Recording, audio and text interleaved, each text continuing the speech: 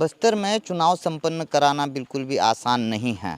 बस्तर में चुनाव के दौरान माओवादी चुनाव के विरोध में कई घटनाओं को अंजाम देते हैं, चुनाव से पहले, चुनाव के बाद। ठीक ऐसे ही 2014 के लोकसभा चुनाव के दौरान जो है माओवादियों ने मतदान कर्मियों से भरी बस में जोरदार आईडी ब्लास्ट किया, जिसमें 7 मतदान कर्मियों की मौत हुई। अब ये मतदान कर्मी बीजापुर विधानसभा के कुटरू इलाके से वापस बीजापुर के लिए निकले थे मतदान संपन्न करा के, और इसी दौरान ये बड़ी घटना को माओवादियों ने अंजाम दिया। कुटरू और बीजापुर के बीच केतुलनार में इस ब्लास्ट को अंजाम दिया माओवादियों ने, जिसमें 7 मतदान कर्मियों की मौत हो गई थी। और केतुलनार गांव में ही मैं हूं। केतुलनार गांव से मैंने सोचा क्यों ना चुनावी चौपाल बस्तर जंक्शन की लगाया जाए और बात की जाए कि इस बार किन मुद्दों के साथ ये वोटर्स वोट करने जाएंगे, पिछले 5 सालों का जो सरकार का कार्यकाल रहा है वो कैसा रहा है। इन्हीं सारी मुद्दों पे हम चर्चा करेंगे आज केतुलनार से। स्वागत है आप सभी का। मैं मुकेश चंद्राकर हूं और आप बस्तर जंक्शन देखना शुरू कर चुके हैं। बस्तर जंक्शन में चुनावी चौपाल आज केतुलनार से आप सभी का स्वागत है बस्तर जंक्शन के खास कार्यक्रम में। क्या नाम है आपका? मनोज। मनोज। अच्छा मनोज, ये 5 साल जो सरकार काम की, कैसा काम की है?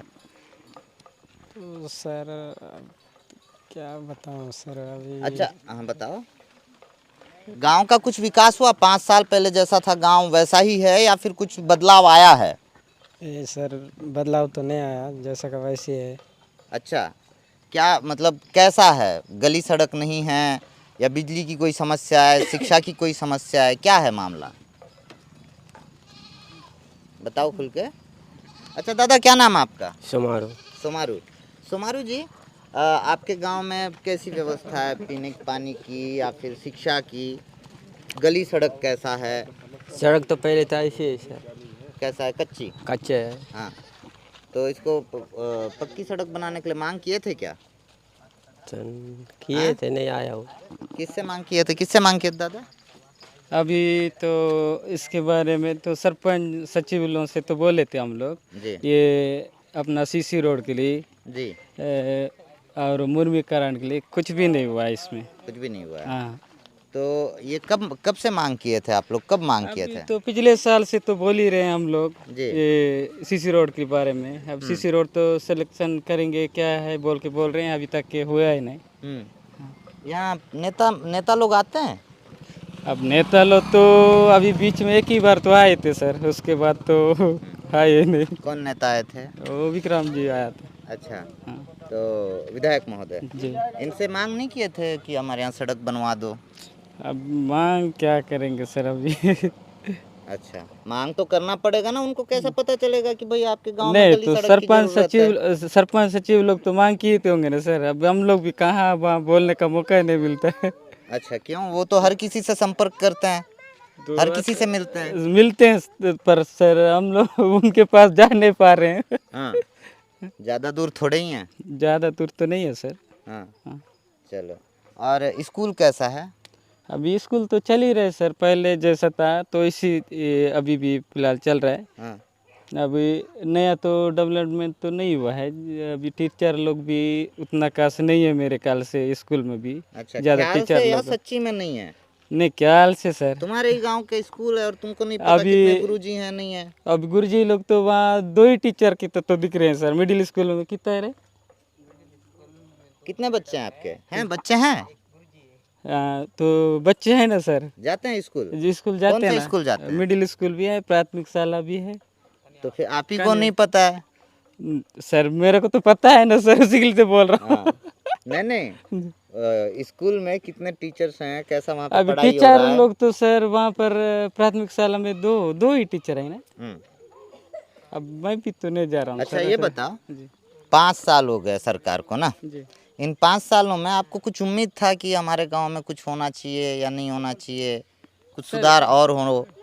सर 5 साल में तो मैं ये देख रहा हूँ सर, तो सुधार होना चाहिए था। लेकिन प्लस यहाँ तो सुधार तो नहीं दिख रहा है सर। यहाँ रोड नहीं, कुछ नहीं। हाँ। अब फिलहाल अभी यहाँ पर एक ही आश्रम तो अभी वो भी धीरे धीरे ही बन रहा है सर।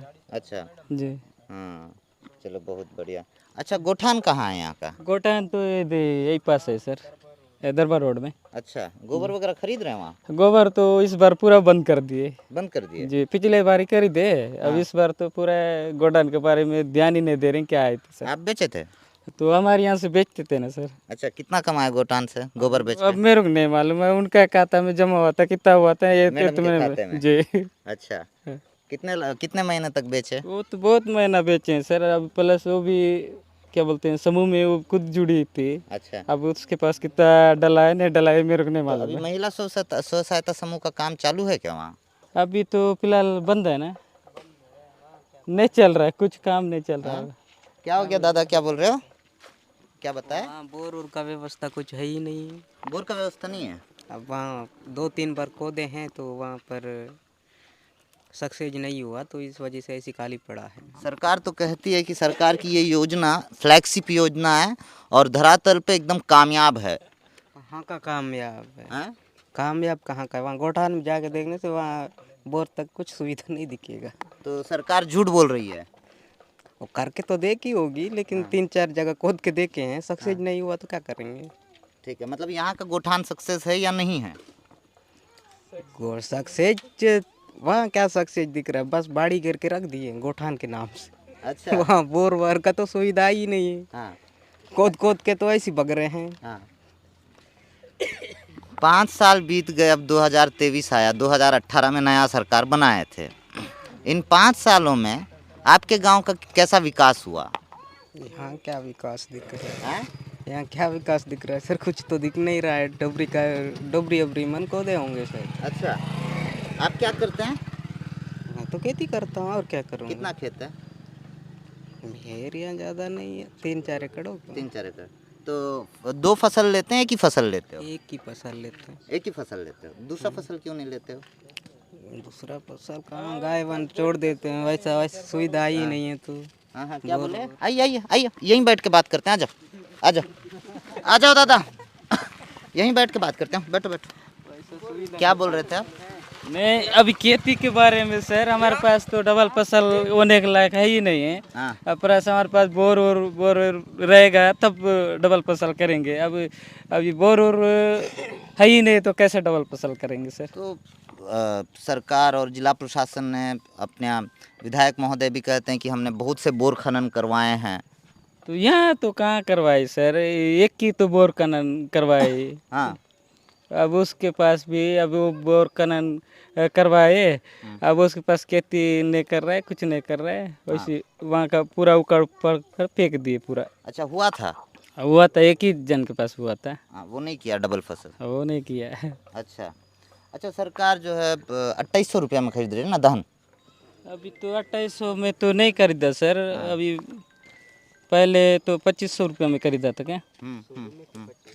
खरीदा था। शुरू में 2500 में खरीदा था। अच्छा अच्छा, ये तेंदुपत्ता का जो बोनस है वो मिल रहा है?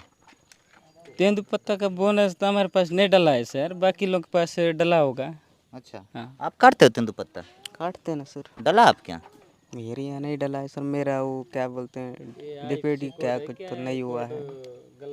अच्छा। आधार कार्ड से लेन देन हाँ, वो चीज नहीं हुआ था, आधार तो आपका आज लिंक नहीं है? आधार लिंक था, हाँ। फिर वो क्या तो इसके नहीं हुआ था होगा। ये दादा को हिंदी आता है? दादा तो कौन वो? नहीं आता है, भी हिंदी में ही बोल रहे हो यार दादा। ठीक है ठीक है।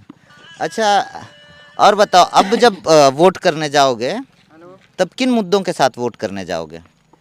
क्या मुद्दे होंगे आपके? सर अभी तो देखिए सर, अपन हम लोग जो पार्टी में अभी देना है तो दे देंगे हमारा हिसाब से।